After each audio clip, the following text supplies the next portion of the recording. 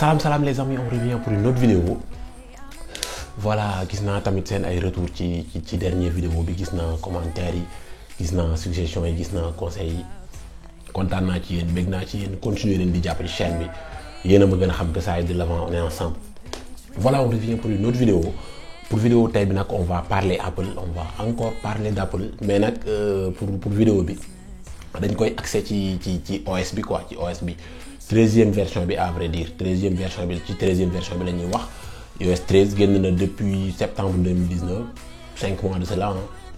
jotuñu ci def vidéo déjà bi ñuy génn sax fekk na tijjeeguñu chaîne bi ñu ngi ko lancé en décembre si je ne me trompe. Voilà boobu ba léegi defuñ ci vidéo te je me suis dit que ni am na lu bëri lu ma ci neex am na tamit lu ñu ci déplaire ma ni pourquoi pas ñu def ci benn vidéo xam nga énumérer yenn détails yi wax li ñu ci gën a neex wax li ñu ci bëggul li nga xam ne ni bëggoon nañ en quelque sorte mu ñëw sur iOS 14 wala bokk mu bañoon nekk sax sur iOS 13 daal yéen a ma gën a xam vidéo bi noonu lay demee ay ci on y va let's go. On va sans plus tarder attaquer le sujet dañuy commencer nag ci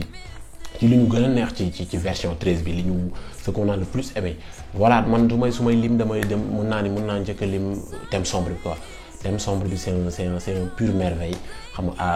à l'utilisation quotidienne mooy loolu quoi da ngay sentir ni thème sombre bi ça a été conçu de manière excellente quoi. Xam nga ça se marie avec les autres applications développeurs yi tamit ñi ngi suivre tendance bi man déjà dem naa benn instant Twitter Instagram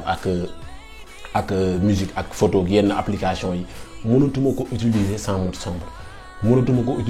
sombre sinon mooy loolu du ma fay quoi dem naa benn instant je suis à fond dans le game mode sombre bi récupéré na ma quoi benn instant ça a été très bien réalisé. On aime vraiment benn fonctionnalité boobu ci iOS 13 am na tamit yeneen fonctionnalité yu ñëw genre interface bi animation bi icône application yi ni ñu leen gën a redesigner mu gën a beau gën a rafet. Voilà on aime application yi benn instant ba léegi animation yi tamit gagné na en beauté gagné na en flexibilité boo seetloo. Application yi boo bësee ci benn application pour tijji ko day application day mel ni lu jugee ci place am pour tijjee ko en grand occuper écran bi nga def li ngay def bësaat ci bouton accueil bi mu delluwaat place am fi mu jugee woon xaw ma ndax di ngeen seetlu loolu ci animation yi wala déet mais loolu dafa rafet quoi c'est quelque chose de magnifique de beau boo xam ne nii dafay génne affaire bi benn instant ci dafay démarquer Apple ci ak yeneen constructeurs yi ak. Animation yeeg interface bi ni mu bindoo yu demee noonu quoi mooy loolu bu ñu jugee ci loolu dañuy dem ci Note l'application Note a été revue aussi jël Note léegi c'est plus simple on gagne en productivité xam nga c'est plus intuitif pour suppression beeg xam nga navigation bi ak curseur bi saisie bi ci clavier bi léegi lépp dafa gën a simple lépp dafa gën a fluide tout a été revu avec iOS 13 daal ci benn instant. Voilà bu ñu jugee foofu dañuy dem ñu ñëw ci app photo bi ba léegi application photo bi léegi supprimer ay photo dafa gën a yomb jaratul léegi ngay sélectionner benn par benn mun nga jël sa baaraam nii rek glisser ko de gauche à droite wala de droite à gauche sélectionner waale ay photos yu bari supprimer lu bari en un clic. C'est tellement facile c'est tellement ludique benn instant dañ ko simplifier quoi comme à l'habitude ak Apple rek ñoom simplicité bi dañ koy pousser à l'extrême dañuy bëgg benn instant que tu te sentes à l'aise que tu te sentes comme chez toi booy utiliser interface u Apple. Il y a aussi les amis l'app fichier que l'on aime cette appli ça a été présenté je rappelle depuis iOS 11 disponible depuis iOS 11 mais Apple daf ko améliorer revoir ko pour mieux gérer les téléchargements les fichiers MP3 les documents les vidéos les images et autres. Mën nañu ñëwaat ci musique tamit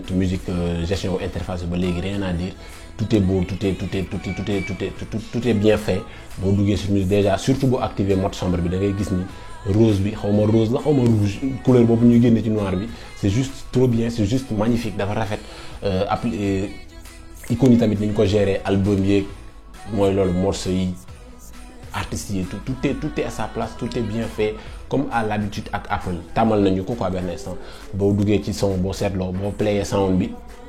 coveru album bi day tijjee ko en grand jël occuper espace espace u écran bi nga bës pause mu rétrécir wàññiwaat yooyu animation yu ndaw yooyu noonu ñooy tax nga bëgg Apple benn instant parce que mooy loolu quoi ñoom ils ont le souci du détail moo tax benn instant seen liggéey dafa rafet quoi dañu détail yooyu noonu nga xam ne nit ñi dañ koy xeeb ñoom dañ ci bàyyi xel quoi moo tax seen OS bi ba léegi reste l'un des meilleurs OS est-ce que du ma naan sax c'est le meilleur OS. man moom j'ai fini par m'y habituer et c'est juste trop bien. voilà ñu ñëw nag ci ce qui nous a déplu wala ce qui nous saoule sax laay wax benn instant man li ma bëgg a xam mooy pourquoi Apple putain en 2020 mënuñu raccrocher Apple quoi genre bu fekkee téléphone bi verrouillé bu fekkee nga verrouillé téléphone bi benn instant boo jotee Apple yi bu sonné décrocher rek ngay mën a am option quoi doo gis raccrocher fenn ça a été toujours comme ça depuis iOS 7 ba léegi depuis bi iPhone bi tàmbalee ba léegi sax laay wax. xanaa nga nekk ci nga tijji téléphone bi nekk di def dara doo gis option raccrocher te même boo tijjee téléphone bi sax fekk nga nekk di connecté wala nga nekk di xool photo wala nga nekk di déglu musique wala loo mënti def benn instant boo jotee Apple bi waroon na mën a afficher comme notification ci kaw en haut de l'écran bu ko defee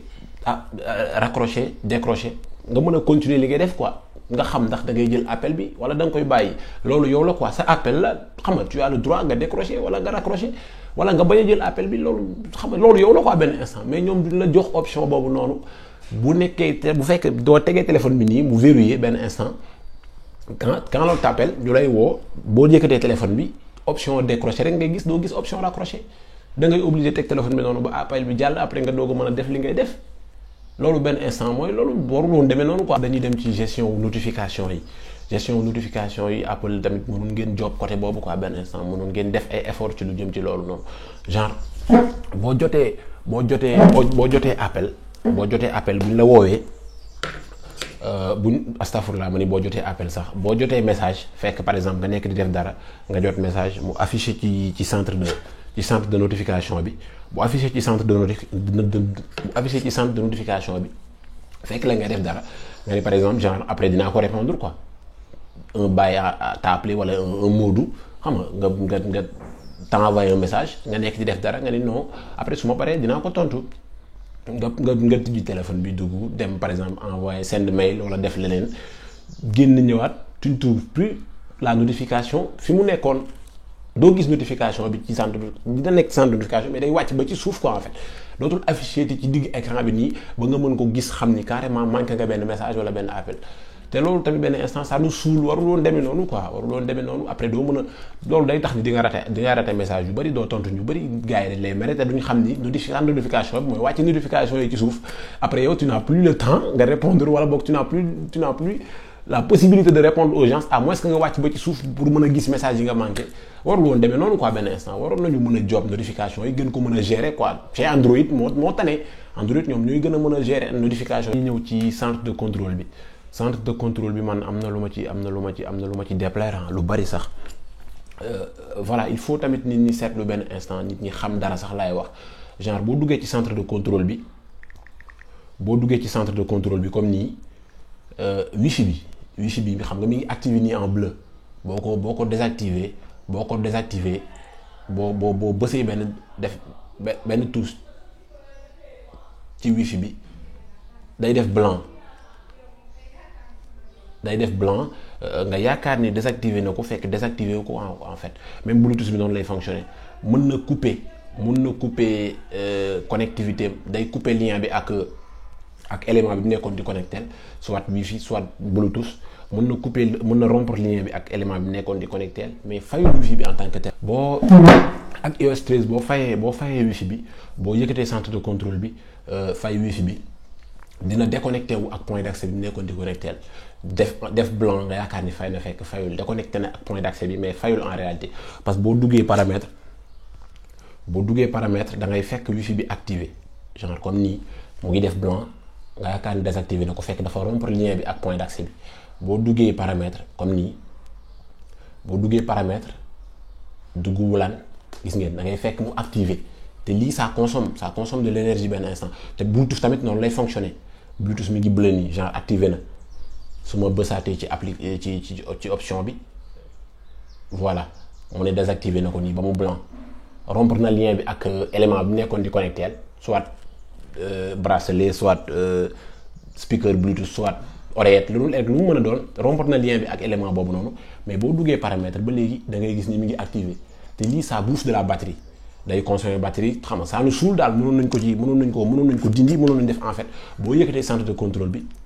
bës ci wifi au lieu que muy rompre lien bi ak élément bi doon connecté mu désactivé wu en tant que tel mu désactivé wu à 100% bu ko defee mu bañ a consommer batterie Bluetooth bi tamit demee noonu. ñu ñëw tamit ci localisation bi mënoon nañu ko intégrer ci centre de contrôle bi parce que moom itam man ma jël sama cas man la plupart du temps man localisation bi dama ko activer dama koy def parce que day consommer batterie bu ma ko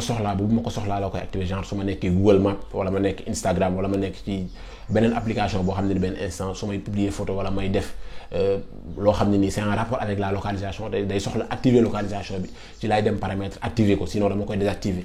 te léegi nag au lieu que mooy dem paramètre di ko désactiver wala ma koy activer mënu nañu ko intégrer ci centre de contrôle bi bu ko defee mooy bës benn touche mu désactiver ma bësaat mu activer sans problème mais defuñu ko ci en fait da ngay dem il faut nga dem ba paramètre fouiller doog a mën a wàcc ba ci suuf dem confidentialité localisation désactiver def li nga activer def li ngay def ñëwaat delluwaat ba paramètre désactiver. Ça nous fait perdre du temps quoi benn instant mënu nañ ko intégrer ci centre de contrôle bi ñu koy gérer nice sans pour autant dem ci paramètres yi. voilà iOS 13 mooy loolu on aime